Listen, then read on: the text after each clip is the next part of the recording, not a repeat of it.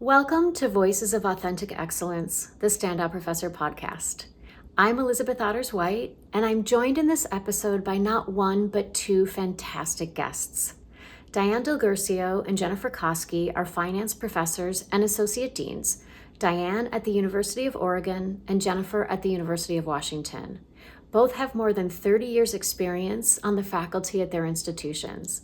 And in this engaging conversation, they reflect on their lives as assistant professors with young children, as well as their more recent leadership roles. We cover a range of topics, including what it's like to be one of few women in the room, the challenges of balancing parenthood with a career in academia, and how to think about service as a junior faculty member.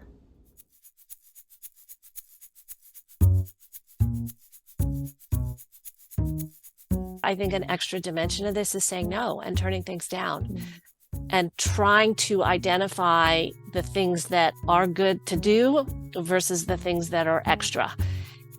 It just does surprise me how taking on too much service as an assistant keeps happening. I do want to acknowledge that we had some issues with sound quality, so I hope that doesn't detract from your experience. I think it will become clear very quickly that Diane and Jennifer are true standout professors. So I do just want to start by welcoming and thanking both of you for being here and taking the time.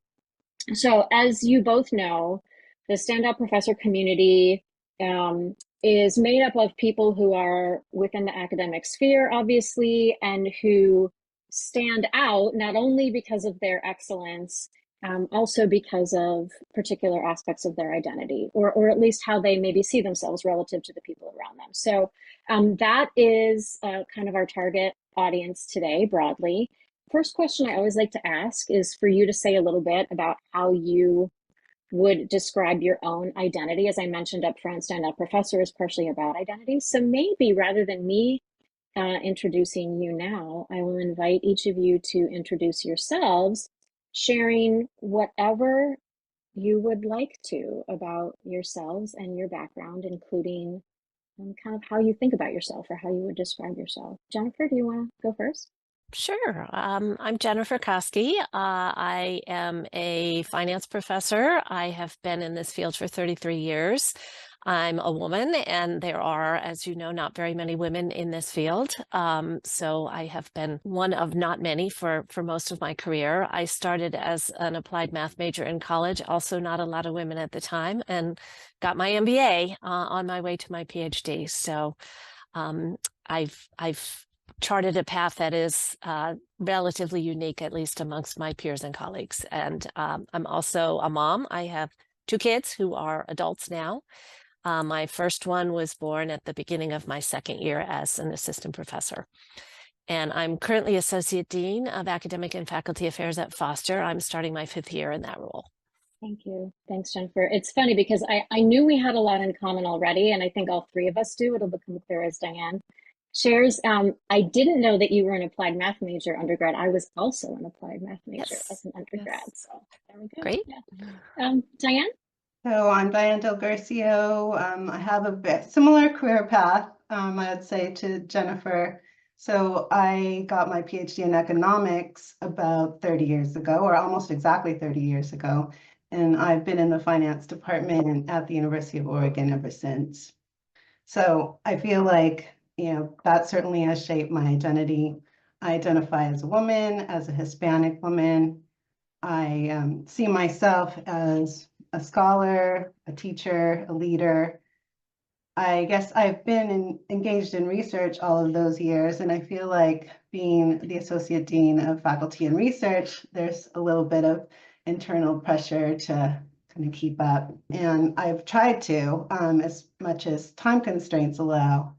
I've held several administrative positions in the last 15 years. So I was PhD director, I was finance department head, and then most recently associate dean. So I feel like I've taken on these roles, I guess, from a desire to help people. So I see myself as a helper, for lack of a better word. And I'm also a mother and a wife.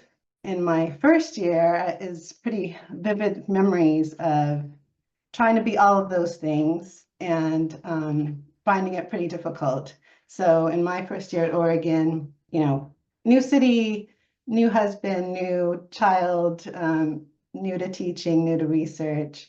So it was pretty terrible in terms of just being a very hard year. And I was also finishing my dissertation. So I was one of those people that came to a faculty position without their dissertation in hand. And so that made it extra tough. And I guess the last thing, if I think back on the past 30 years, is I identify as a daughter and a daughter-in-law, and having, trying to juggle that too with elderly parents. So I think there's probably a lot of other people out there in similar situations. Absolutely. Yes, including people that I'm currently working with who are trying to sort of balance all of that. So thank you both. There's so much that both of you said that resonated for me too. I mean, I guess I'll just say some people who are listening or watching might know a little more about my background, some people not. So all three of us were in finance departments. I was for 21 years, I was at University of Wisconsin in the finance department there. And then I was in a couple of different associate dean roles before I left. So we have that in common as well. I also didn't defend my dissertation until I think like October of my first year as an assistant professor. So it wasn't too long that I had that, but it was sort of hanging over my head. And I had a baby in May, and then started, technically, I guess it was like June 29th or something. So just I was finishing grad school, I had a baby. And I will also say that Diane and I met when I was on the market and pregnant. And I think that's one of the reasons that we have stayed close throughout. Diane was super supportive of me, had young kids herself. You had two kids, I think, at that time. I think the ages of your kids are, yeah. I have two kids now also. And Jennifer, I think, do you have two kids as well? Two. Yeah. And I mean, Jennifer and I think our path is super interesting too. We have not sort of stayed in as close contact throughout. Some of our work, I think, dovetailed a little more closely than mine did with Diane. And that was kind of our main connection. And then again, just being one of few women, you do stand out and you start to connect with one another. So maybe I'll pick up on that thread of being one of few women. And Jennifer, maybe I'll ask you to just share any reflections that you have about how your gender impacted your experience at any stage of your career, and maybe if you saw any changes over time. Sure, a couple stories jump to mind. I mean, we just received the most recent survey from AFFECT, which is a women's organization of the American Finance Association. And as of 2023, only 17% of tenure-track faculty at top 50 business schools were women. So things have changed, but it's still only 17%. So there's not a lot. I remember about 10 years ago going to a specialty conference that I'll let remain nameless, and they usually have about 75 people there, and there were 5 women faculty of the 75, and at the first reception we all kind of found each other like magnets. Glommed onto each other. Since then, I've had conversations with the organizers and I've lobbied them on this, and I think the participation rate of women has gone up there, but it's still maybe, in the ballpark of the 17% population in our field. So it was nice that we got to know each other, and just as you gravitated towards each other on the job market, you find people who've shared your experiences. So it is changing. There are more women at that conference now, as an example, but it's not changing in some ways. I have a story, and this was just a couple of years ago, and I was in my associate dean office, and it was a quiet afternoon, and an alumni wandered by and wanted to speak with the dean, and the dean wasn't available. So this alumni found their way to my office, and we chatted for a while. And as he was leaving, I turned to give him my business card, and he said, well, it's probably just as well that I ran into you, because everybody knows it's the secretaries who really know what's going on. And this was two or 3 years ago. I turned and I handed him my business card. I said, actually, I'm an associate dean and I've been a finance professor here for 30 years. So people have always said, you don't look like a fill in the blank. You don't look like an applied math major. You don't look like a MBA. You don't look like a finance professor. Yes, I do. I am a finance professor, but it hasn't Right. changed enough as I would like to have Mm. seen it change. So So I've had similar experiences, not that recently. I'm disappointed to hear that that is still happening. yes. Wow, wow. Yeah. Diane, I see you nodding. Do you want to share any thoughts? No, it just, I'm thinking about even the subfields, like you two were kind of alluding to, your own field, where my experiences, I remember it vividly, similar to what you just described, Jennifer, of like, just such a small number of women.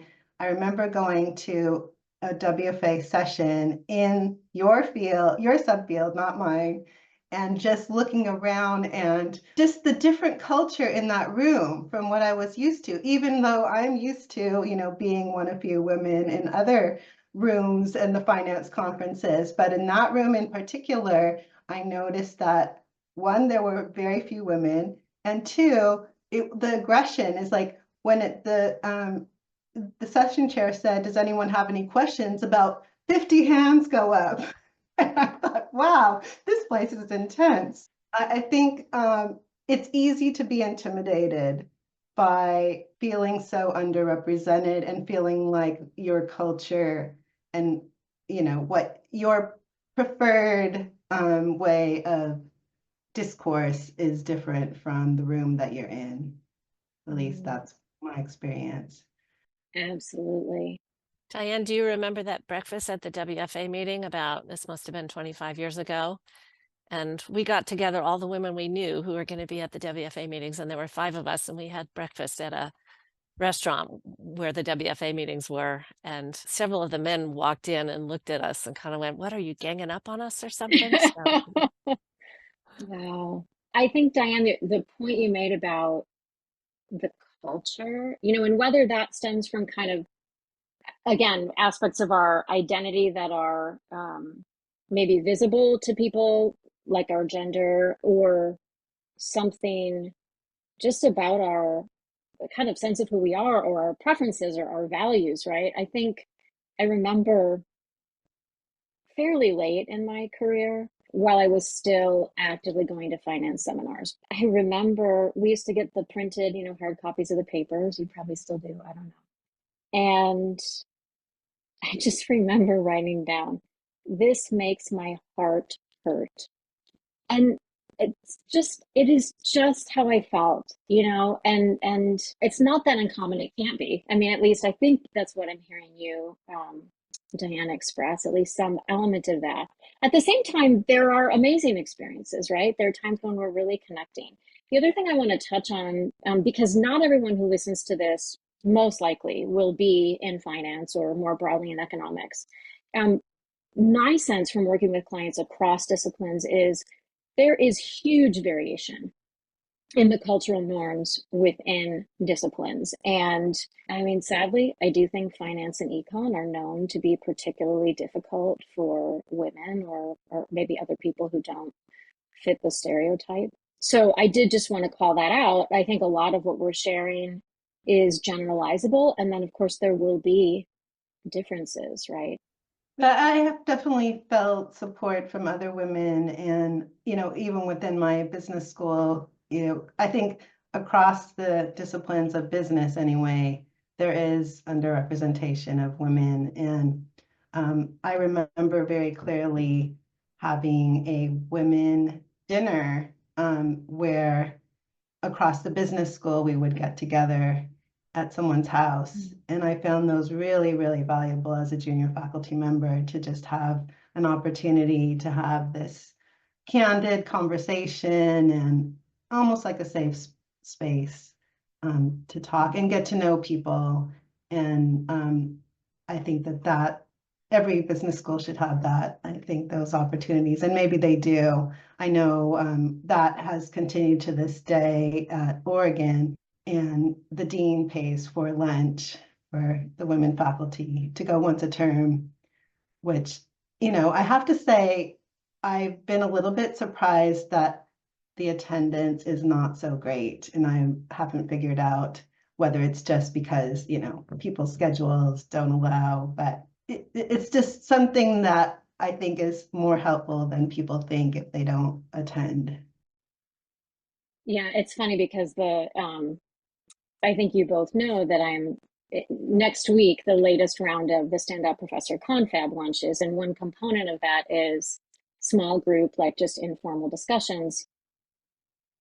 And I think people are hesitant to participate. And I get it, because I am also hesitant to participate in things like that, right? If I'm in some, like attending a webinar and, oh, we're going to go into breakout rooms and it's a bit, I'm just like, ugh, I don't.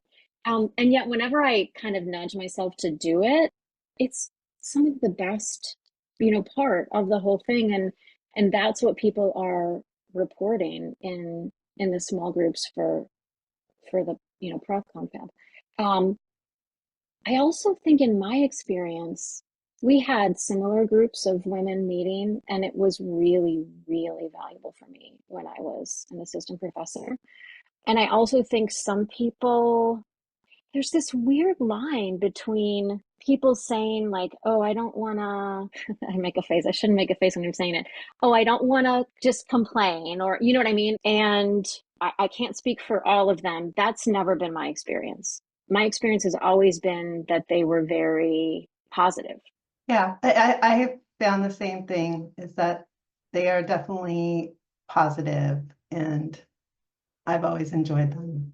Yeah. Yeah. Well, I think this is a good segue into the topic of motherhood slash parenthood. And as we already mentioned, we all have two children. We had them relatively early in our careers. And I just wonder what thoughts or memories or advice or just any reflections or observations either of you have on that part of your faculty experience. I guess I would describe having kids before tenure as the best thing I ever did and the worst thing I ever did. I don't have to go on and on about the joys of having kids and the richness it brings to your life. And I have zero regrets on that for sure. But, anyone on the tenure clock understands that the pressure is intense, and it feels like you just don't have enough hours in the day to do all the things that you're supposed to do, get your work published, teach your classes, attend conferences, seminars, write referees reports, network, and spend time with your spouse and children. So that doing all of that is pretty difficult. And honestly, I had a stay-at-home husband. I had who really made it possible for me, I felt like.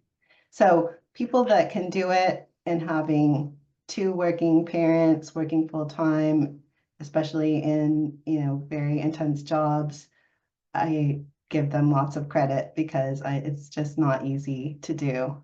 And so I guess a couple memories of that time is I remember being sick a lot, and being a little run down all the time. I also have memories of missing a few family vacations, and where my family would go off and do something fun or visit relatives, and I would stay behind and try to get research done. So at the time, I felt like that is what I had to do to keep up with everything. I also have memories of being in the associate dean role. I guess I'm seeing things differently. And I think part of it is times have changed since 30 years ago when I had kids. And part of it is also just a change in attitude, like take advantage of your university's benefits and don't forego those opportunities to lighten your load whenever possible. So, my daughter was born in September of the first year on faculty. And so I chose to delay my start to January so that I would have time with the baby But, thinking back on it, it's like, well, I didn't have to do that. I could have, started officially and gotten paid instead of not getting paid. And then my second daughter was born in June, so I didn't take a leave for that. So I think, now I did have the tenure clock extension. So that's something that has been in place for a very long time, and I benefited from that. But I think what I see as an associate dean is that there's some reluctance for some people to take leave, to take family leave, and to take advantage of some of the benefits that universities offer. And that might be because they feel like, oh, I don't want to create a problem for my department head, or whatever their reasons are. But that was one thing that I would say is for faculty to really be aware of what are the policies at your university.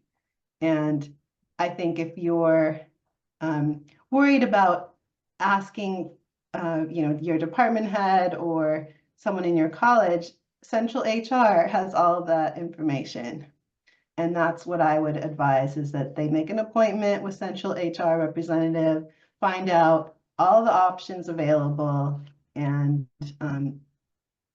take advantage of their benefits. Great point. Thanks, Diane. Yeah, Jennifer, I see you nodding. Yeah, no, a lot of the same things and very much the same feelings. I was 30 when I finished my PhD, and I had been married for a year, and we knew we wanted a family. And I remember thinking, kids now or wait till I have tenure? And waiting till tenure would have been close to 40. And of course, many people become parents then, but it is a little bit more risky. And I asked myself if I could only have one of kids or tenure, which was more important to me. And for me, it was kids. So I went ahead and did have my children. But then I spent the next 8 years always feeling guilty that I had 2 full-time jobs and I love them both, but I felt like I wasn't doing either one of them quite to my best full capacity. When I was home, I felt like I should be at work. And when I was work, I felt like I should be home. So that was challenging. I turned 40 and then I did have both tenure and kids. So 40, turning 40 was fabulous. The other thing I remember is, and this has changed, this is where things have definitely changed, was I felt I had to hide my parenting activities. So I had a lot of off-campus meetings when I was picking up my kids from school or going to the doctor, pediatrician's appointment, or things like that. And I think now all parents have it's much more normal and acceptable to say, no, I have to go PTA or meeting with the kids, or my kid's sick and I'll be home today. And that's fine. And that's important. I think that is, life is part of who we are, and we need to respect and honor that and make sure that there's room for that in the professional setting. So. And do you feel, Jennifer, and I'm curious if for you, Diane, too, that even among, untenured, tenure track faculty, that there is more, it's just more acceptable. People, yeah, that's good. That's good.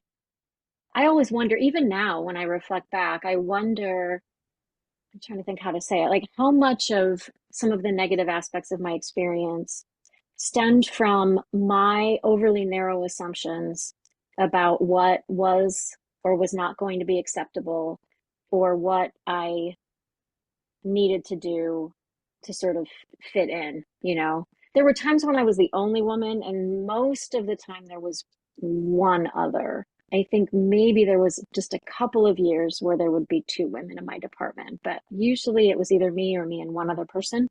And I'll say too, so I already mentioned I had my first baby right before I arrived.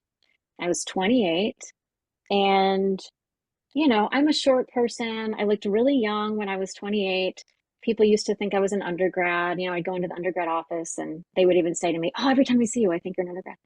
And I also say, just like most of my colleagues, they were men, they were like 6'2". They're just like, I was in a really tall department. I'm 5'2". I remember, commenting to a friend, like, I have no idea what to do with them and they have no idea what to do with me. Like, I really just felt like I was walking into this totally unfamiliar. I mean, in a certain way, it was familiar because I had been in a finance PhD program. Even there, though, it was a bigger department. There were more women. And I will say, on this point of having tenure before kids, I still remember when I was at PhD student orientation, not my own, but I was attending as like a more senior student to sort of meet with some of the new students. And there was a faculty member, a man in another department, who was speaking, and he gave the advice to the room to not have kids before you get tenure. This is what he said to a bunch of incoming PhD students. I was lucky because I had an advisor who is a woman and who had kids before tenure. And when I told her that, she was irate, you know, so I was really lucky to have that modeling. Not everyone has that. People hear those messages and they really take them to heart. I'll just say quickly, and then I want to open it up again to the two of you, that the other thing, you know, Diane mentioned it sort of like the best thing she did and maybe the worst thing or the easiest, you know, I don't remember the words, having kids before tenure. The one thing that I often tell people is it is the only thing, maybe the first thing in my life, that allowed me to create boundaries. I think if I had not had them, and I was lucky because the birth of my first kid kind of coincided with starting my faculty position.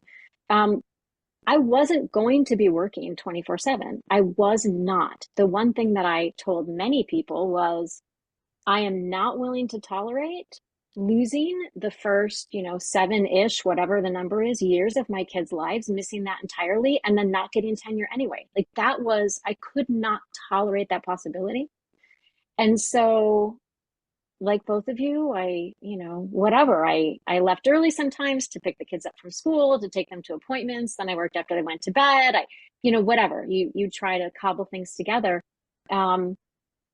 Had it not been for them, though, I'm pretty sure I would have just been working all the time. And I don't know that the outcome would have been any better professionally. I think I would have been a much less happy person because it was really, really important to me to have kids. I was lucky to be able to do that. Any other thoughts on this topic of kids and just, you know, pre-tenure, post-tenure, balancing? I don't know. Diane, you sort of alluded to something that you might consider doing differently if you had to do it again, kind of accessing university resources. Is there anything else that comes to mind for either of you? Yeah, I guess related to what you're saying about part of your life and time that's non-negotiable and that belongs to your family and your kids. And I think that also raises the, okay, well, what's got to give that?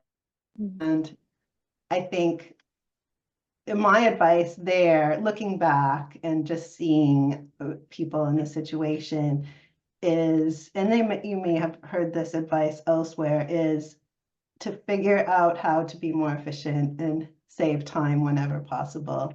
And I think thinking back to my own career and experiences, that trade-off between money and time, and I encourage people to be much more long-term thinking and thinking like, what money can I spend today to offload things that are not important for me to spend my time on, and whether that's like hiring someone to cook meals or cleaning your house or what, you know, things that, yes, you might think, oh, I don't want to spend money on that, but for the long term, you know, in the tenure clock ticking situation, it might be worth it.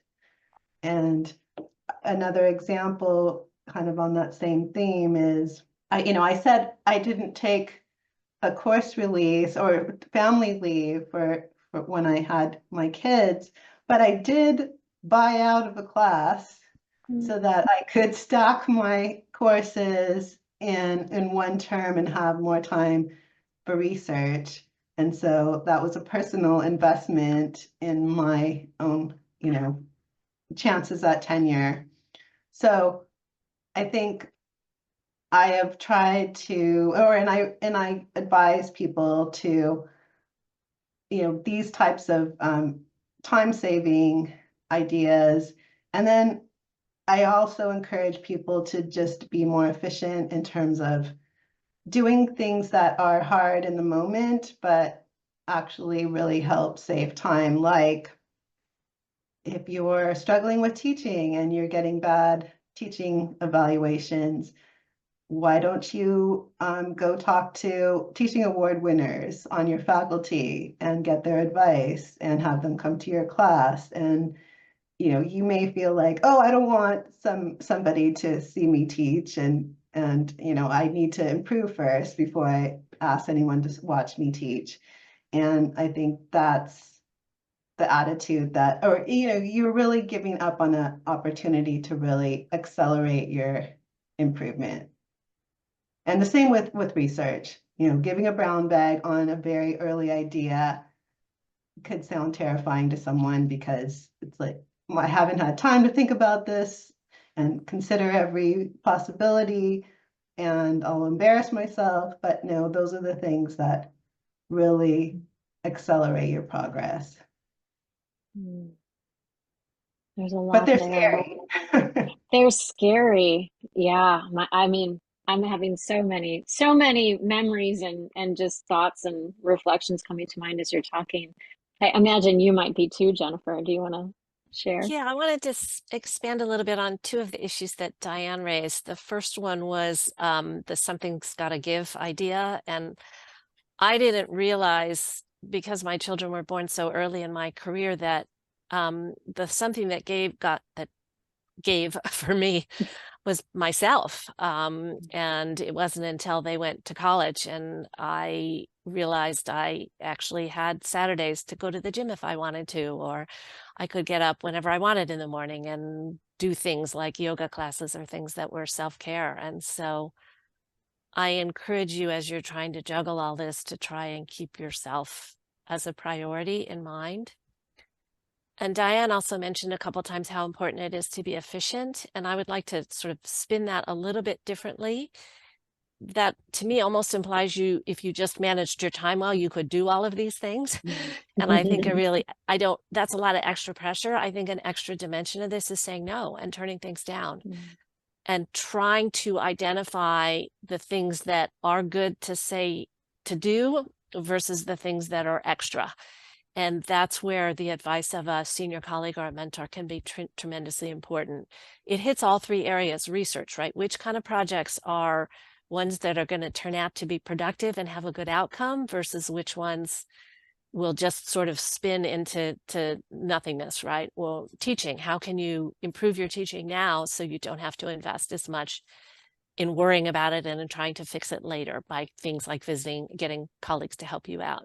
And service, what kinds of things should you accept? What kinds of things should you not accept? There's a whole pretty detailed literature on that I've worked a lot with lately. So I think a big part of the efficient, I would spin that as being very selective about what you decide to do and where to spend your time in these areas. So. Yeah, thank you. Jennifer, can you give, and I don't want to put you on the spot, feel free to say no, like a 2-minute synopsis of what you have been kind of consuming as far as advice goes around service, and how to prioritize or how to decide what to say yes or no to? Yeah, so I have a book. Yes. Yes. Yes, Lori yes. Weingart, one of the authors of this book. This is a great book. And she came and spoke just over a year ago. And I heard her speak to multiple audiences. And she and some other colleagues at Carnegie Mellon mostly have done some research. And this one focuses on the service piece. Their research, behavioral research, shows that women are more likely to be asked to do service, women and standouts, people who are underrepresented. Women are in particular more likely to say yes when they're asked, which feeds back into the fact that they're more likely to be asked because I have to staff a committee, so I'm going to go to someone who will agree to do it. And one of the distinctions they make is between promotable and non-promotable tasks.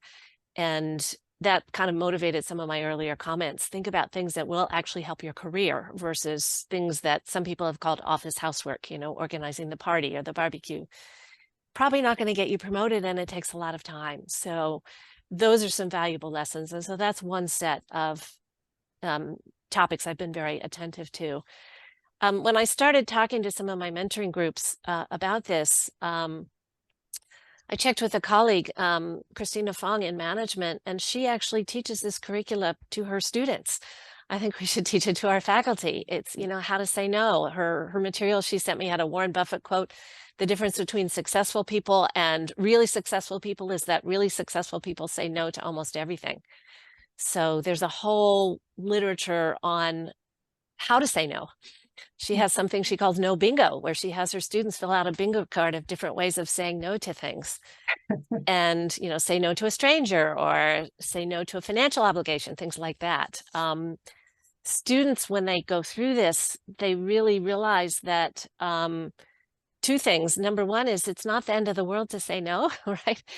And that people will actually help you a lot more when you do ask for help, right? I can't do this now, I'm too busy. Oh, well, what else can we take off your plate? So you don't have to go it alone, which I think is another important piece of this. So there's a whole set of resources available on how to say no and when to say no. And I would encourage people to start to pay attention to that. Yeah, thank you. And the book, just so if people are listening and not Mhm. watching, The No Club Mhm. was the book that Jennifer was referencing. Yeah. And I want to acknowledge too that these things are so like it, and I have a couple of blog posts on saying no, and it just sounds so simple. It's so easy to, you know what I mean? Like this is what you Yeah. should do, and think Yeah. about this. And in a certain way it is easy. And then in other ways it's so, so difficult. I think especially if, like Diane was saying up front, part of what motivates us is a desire to help, right? And I think that can get us into trouble because at some point, Jennifer, you were talking about when your kids were young or even when they were getting older and not necessarily realizing that you had totally sacrificed yourself. I mean, we're just not able to help as well as we'd like to if we're not in balance, right? And we're not setting those priorities. I will also acknowledge the service piece is tricky. I mean, one of the things I sometimes recommend people think about is let's assume you're going to have to do some service because usually people have to do something, right? Like, what would you want to do, or what is an area where you feel like, yes, it's really aligned with your interests, maybe it's aligned with your research, maybe it connects you. So for example, I was on a cross-departmental committee within the business school when I was untenured. I was the only untenured person on the committee. We had one representative from each department, and it was to revamp the MBA curriculum when we had a new dean coming in. And it was a really heavy lift. And as you can imagine, also somewhat contentious, and I didn't have tenure and, all of that. And I debated about whether to say yes. And interestingly, in the end, I did say yes. I said I was on it, obviously. I think it may have helped me in ways that I never could have anticipated because I did not have an easy tenure case. And that committee allowed me to have meaningful, deep connections to faculty and other departments in my school. That's not something I thought about at all when I decided to say yes.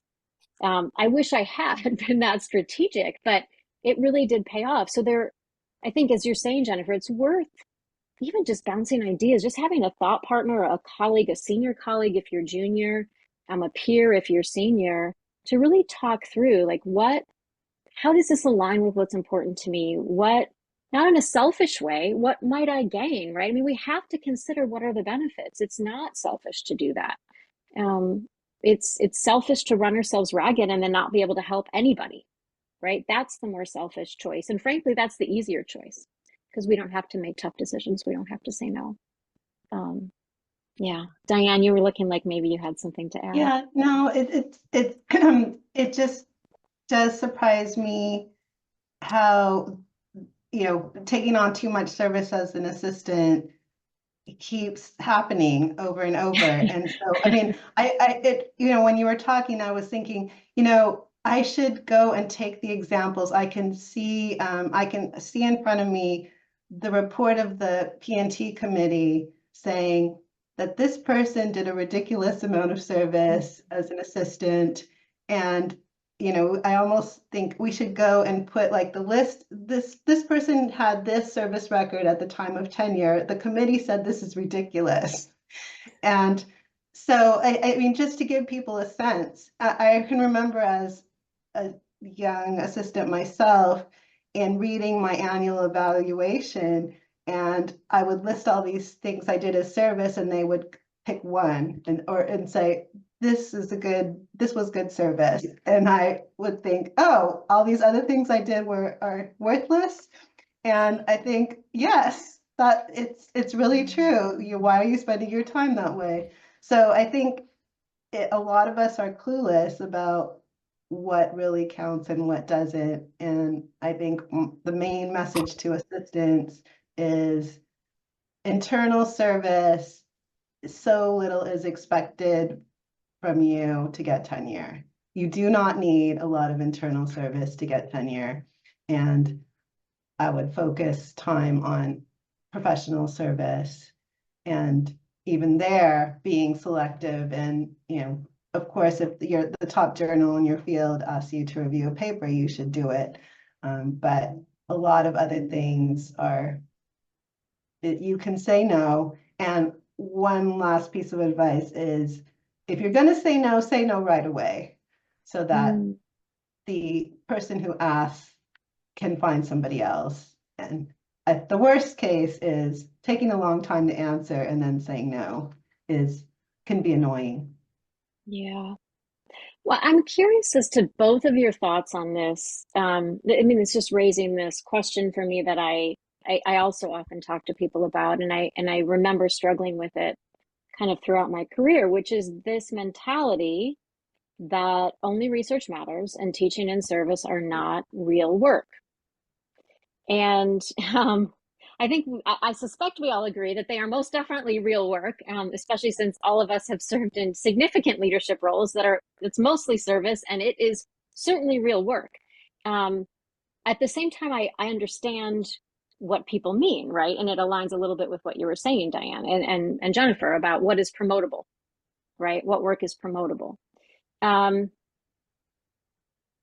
What thoughts do you have, if any, on kind of that tension, between not beating yourself up? You don't want to spend a whole day teaching, leave and feel like I did no real work today. That doesn't make sense, right?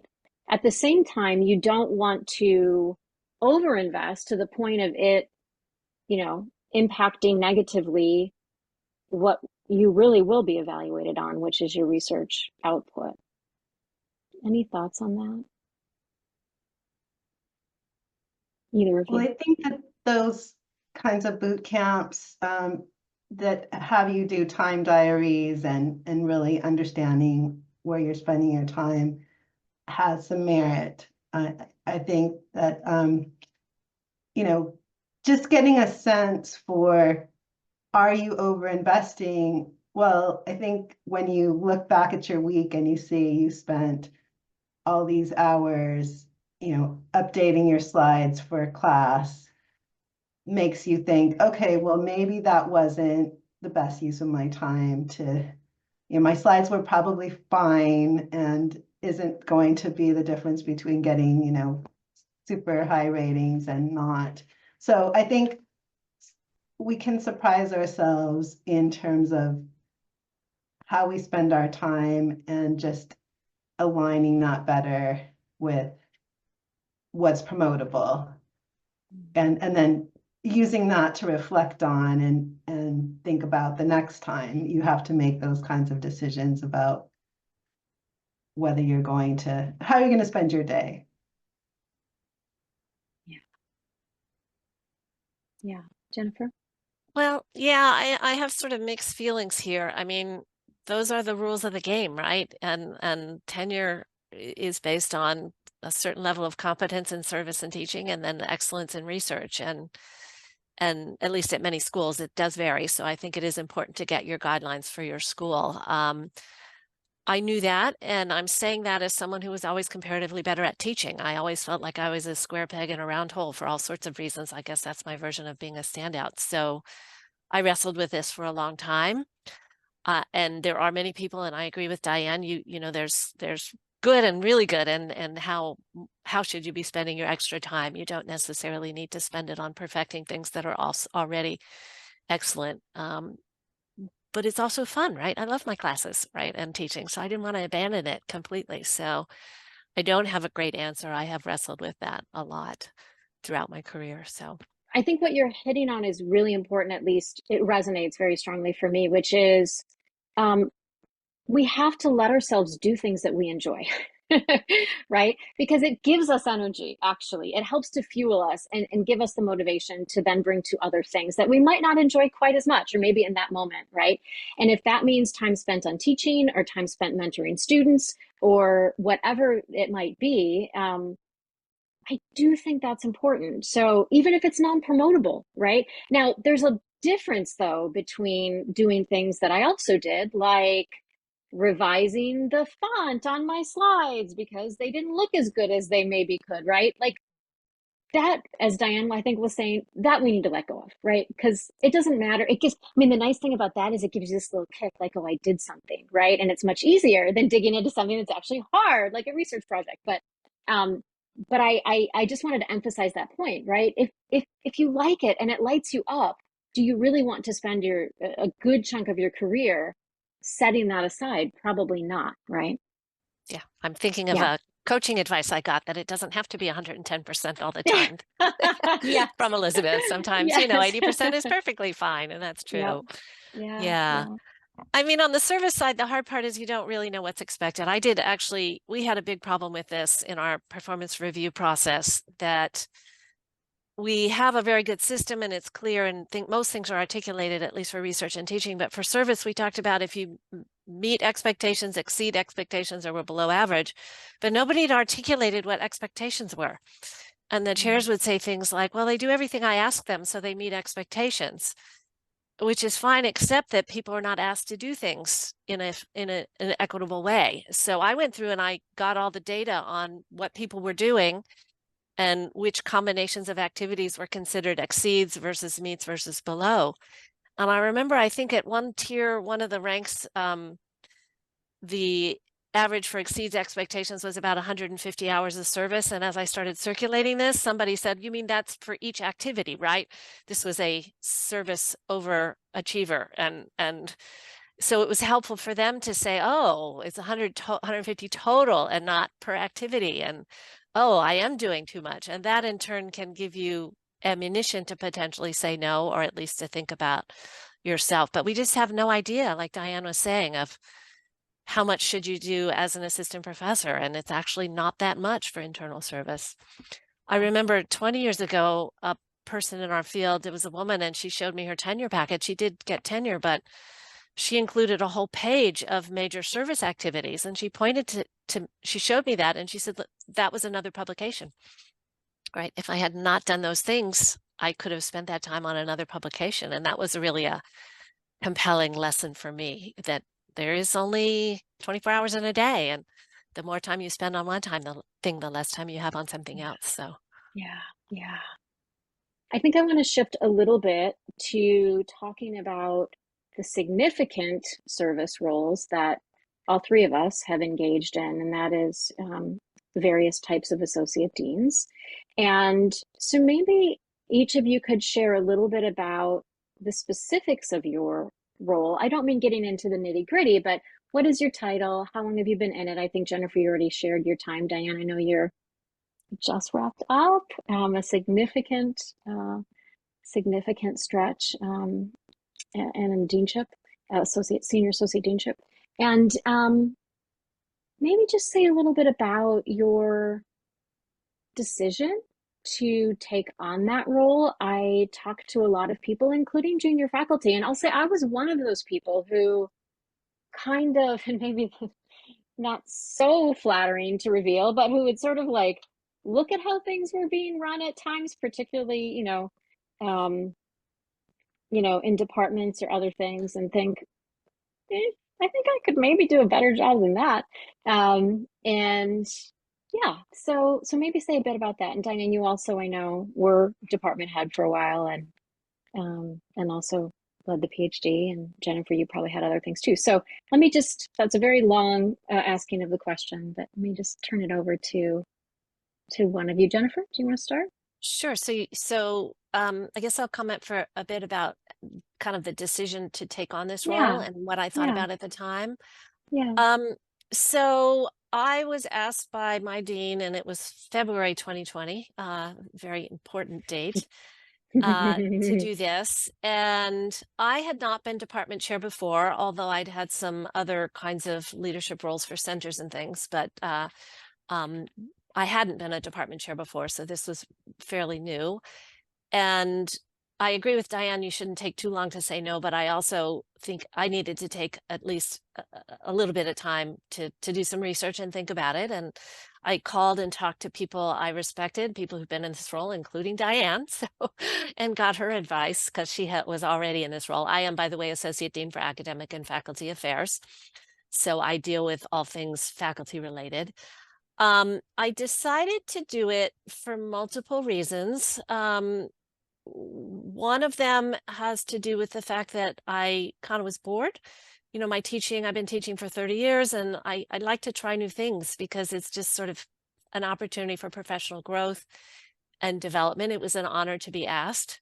I just wanted to try something new. And I actually, before my PhD, got my MBA, and I'm using it now more than ever. You know, I did have this more general management leadership interest in addition to my finance research academic side. So this was a chance to pursue that. I started in July of 2020, July 1, 2020, and things were a mess because of the pandemic. So that was an extremely stressful period. I didn't know how to be an associate dean in normal times, and it most definitely wasn't normal. So there was a lot, as you all remember, just a lot of last minute adjustments and stress and challenges and trying to sort through that. So it was a very stressful and frenetic time. But I did take time to talk to people and thought I was ready for the challenge. The biggest thing that struck me is that my pace of work was completely the opposite of what it was like being a regular professor. When you're a professor, you work on long-term things, right? An average research project takes 4 years. You can spend, I came home from work one day and my kids asked me what I did. And I said, I wrote a paragraph. It was one of those difficult to position research papers, right? I spent a whole day thinking about a paragraph. You work on projects where you get invested in them and you think about them for a long time and focus on one thing. And teaching, similarly, you have a class and it lasts for us a quarter and you're fully engaged. And then they have ends, right? You finish, you turn in your grades, or the paper gets accepted in a journal. So it has a beginning and a middle and an end and a focus. Whereas being an associate dean is like just juggling 1,000 different things all at once. Any given day, I'll deal with 8 to 12 different topics, and most of them are very short term, a lot of problem solving, a lot of fixing, reacting. I think I have over 100 different folders in my Outlook email right now, and that's big folders. There's subfolders in all of them too, just for the different issues. I mean, the reassuring thing to my boss told me when I was lamenting that I was juggling so many balls, he said, well, the good thing is most of them don't break if you drop them, and that's reassuring. Okay, you know, it takes me long, but it's a very putting out short-term fires or crises or problems as opposed to being thoughtful. And that was the biggest adjustment. Having said that, it's rewarding. It is really impactful. And I do get to know the faculty in all the departments. And we got some great people. So it's wonderful to get to know my colleagues much better and to be able to think about how I can make their life better. By that, I mean how I can give them the opportunity to actually do their thing more efficiently, more productively, and in a way that's more satisfying for them. So Thank you. Thank you, Jennifer. Yes. Yeah. Yep. So much of what you shared resonates for me too. Diane?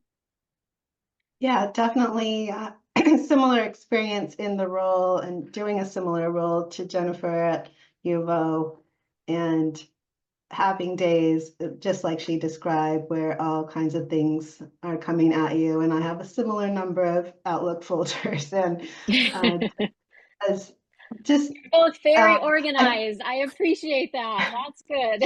well, I think it's also been interesting for me since I'm in this transition out and trying to help the new person. is just reflecting back on, wow, that is a lot of details and a lot of issues to handle all at once, and trying to keep things moving forward as much as possible. And I think people don't really have an appreciation for that until you've tried it yourself. And it's, I think faculty are famous for being herding cats, and it's really true. And I I do sometimes feel like a secretary, because I feel like my job is to remind everyone of what they're supposed to be doing. So it gets frustrating at times, because you feel like, why does this have to be so hard? And just dealing with all the personalities. But as in agreement with Jennifer, it's also extremely rewarding when you feel like you've made a difference in somebody's, an outcome for somebody, or intervening, being an advocate, being helpful.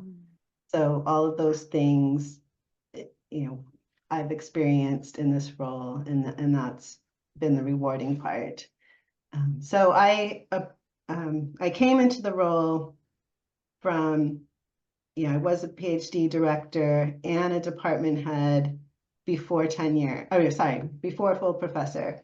So that was something that was pretty challenging. And wearing my associate dean hat, I would say, don't do that. If you can avoid it, don't be department head as an associate professor. And I spent 11 years at that rank. So that is what, as an associate dean, I would say 11 years is too long. You should not be an associate professor that long. You're spending too much time on service and other things. So that, I think, is probably true, in that being a department head is also not a barrel of fun. It's also dealing with people's problems, and lots of juggling of issues as well. So, but similarly, it was rewarding in other ways. And being PhD director, I felt like I made a difference in at least some of the students' lives. So that all of that kind of kept me going, and enjoying, and real, 8 years later, being in that role. So it wasn't the same the whole time. So I actually had more responsibility early on, where I was sort of dealing with programs as well. So having that position filled, the Associate Dean of Programs, freed me up a little bit to focus more on the faculty side, which was nice. But it's still, I got rid of one role and added the PhD director. So it's always been pretty busy. But Yeah, I pretty think busy being a serious understatement. yeah, and just having the opportunity to be involved with central administration on campus, and dealing with the provost's office and things like that. So all of that has just been eye-opening, and I can think back on, thinking about that path, or do I want to be in administration? I think my advice to people would be to think about, if that interests you, then trying to take some baby steps. I mean, I think, Elizabeth, you described kind of this college-wide committee that you were on very early on. And I think those kinds of experiences are really valuable for kind of testing the waters of, is this something I enjoy? Is this something I'm good at? Is thinking more of big picture about, instead of narrowly, as you should be as an assistant professor, thinking about your own research and discipline, but starting to broaden, and think about all the other disciplines out there. And Jennifer, you mentioned that you've gotten some, it's great to see and get to know faculty from all the disciplines. in your college. And I have found that part rewarding too. And dealing with these tenure and promotion cases and really learning about the variety of things that people work on has been fascinating. So that's been a nice aspect as well. Yeah, thank you both. I mean, one of the things I wonder about, and this certainly was true in my experience in hearing both of you, and Jennifer, you sort of talked about in one way, or maybe in many ways, feeling like a square peg in a round hole. And I wonder if this sort of interest in leadership, or not only the MBA that prepared you for that, but also just kind of an inkling that you might have a gift there, or something that you could bring. And I think I had that sense as well. I do not have an MBA. I just had I just had an interest, and I think Diane with that desire to help.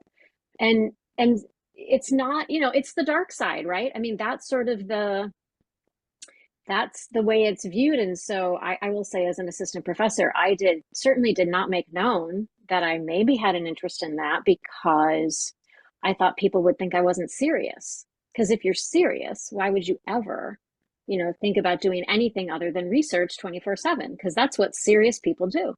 And again, I say that jokingly, and yet that was very much the message that I picked up. I don't know, because I never tested it really. I mean, I guess I sort of tested it because I did what I wanted to do to some extent, right? I did other things. That I spent more time on teaching than a lot of my colleagues because I really enjoyed it. I mentored students, just sort of out for extra things, did independent studies or this or that, because that brought me satisfaction. But I do wonder if either of you have thoughts about that. If let's say you're a fourth year assistant professor and you're thinking, yeah, I think I might have an interest in administration. Like, there's just something about it that's appealing to me. And maybe you do, as Diane said, test it out, start, dipping your toe in the water and feeling more like, yeah, this is of interest. Do you have thoughts other than, it sounds like, don't be department chair as an associate professor, which I think is, good advice. At the same time, I was senior associate dean as an associate. Now, to be clear, I then ended up leaving and I never got full. So we could have a whole separate conversation about that and whether that was wise or not. I will say, though, I'm kind of getting on a tangent, but my predecessor as senior associate dean was not in my department, was in management. And he was also associate, and he also never got full, and he went on to become a dean elsewhere. So there's not just one, right? It's not one size fits all. But that's sort of a tangent. Let me come back to what advice or any thoughts might you share with someone who's fourth or fifth year, kind of testing out administration, thinks they have an interest. How strongly should they signal that, or should they not signal it pre-tenure? I don't know about signaling it. I mean, I think I think gradual, like I said before, gaining more experience to see how you really feel about it. One thing an assistant could do, I did it as well as an assistant. What I'm not sure I recommend it, is chairing a committee gives you a feel for what it's like to chase after faculty, or to try to lead a group to make some progress and achieve a goal. And so I think that is a good practice. And whether it's before tenure or, first thing you do as an associate, maybe one of those things. But I think challenging yourself to say, how do I feel about being a leader? And in our system of academia, one of the leadership positions that is, less official, or you're committed to this forever or for the foreseeable future, is, chairing a committee that you have maybe been on before and you think you enjoy it. This is maybe you teach in the MBA program and you have some passion for that. And so chairing the MBA committee could be a good way to test your leadership. Yeah, I would say it's important to think about what you want your long-term career to include. And there's not one thing that's right for everybody. But if you do envision that research is going to be an important part of your long-term career, until you get tenure, that needs to be your priority because there's a deadline. I do agree with Diane. There's little ways you can do things, discrete committees with finite responsibilities, and see if you like it. But if you want to maintain a research career, you have this arbitrary deadline, which is the tenure clock, and you can go to another university, but keep that focus and wait at least until you have tenure before you pursue other things more significantly. We are a slightly bigger school, so it is very unusual to have associate professors in senior leadership roles as department chairs or doctoral, et cetera, just because we have enough faculty. We have about 95 tenure track faculty.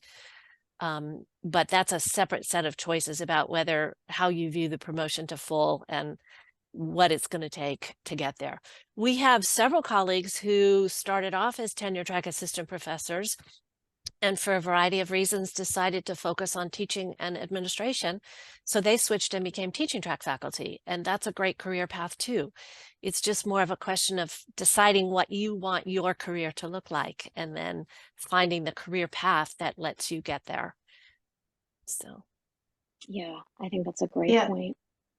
So I was picturing this visual, Jennifer, that you described about the person who had this really long list of service items and how this is equal to one publication. And certainly I can relate to that as time spent in administrative roles is kind of has publication equivalents that you have to be willing to sacrifice, I think. Well, department heads are supposedly, you get course release, and if that is exactly equivalent, then it shouldn't affect your research productivity. But I think that's in reality, it takes more time than that. How do you feel about that? Thinking about, oh, maybe that's the case for you too, that this list of service activities could have been another publication. Do you regret having not been, kind of more, I don't know, like made different decisions? Or do you feel like, yeah, and that felt right to you and you're glad that you made the choices you did? A little bit of a hard, maybe unfair question. I'm just curious. Yeah, I think it is a hard question to answer because I can say that, I have a lot of things that I'm grateful for, that, I have a good experience and I feel like I've contributed. But do I think that I've made personal sacrifices to be in administrative roles? I think the answer is yes. I think it's the something's got to give idea that you can't be a research star and spending lots of time in administrative roles that are very demanding and just do it all. So I think that yes, there's been a trade-off, and I think I can say I don't have any regrets. Thank you. But I'm also happy to say that I'm no longer in that role and taking a break because, as Jennifer mentioned earlier, it's just a very different day-to-day experience. As when you're a regular faculty member, your day belongs to you. I mean, of course you have work to do, but it's just not, you're not pulled in all these different directions. Yeah, absolutely. Totally different.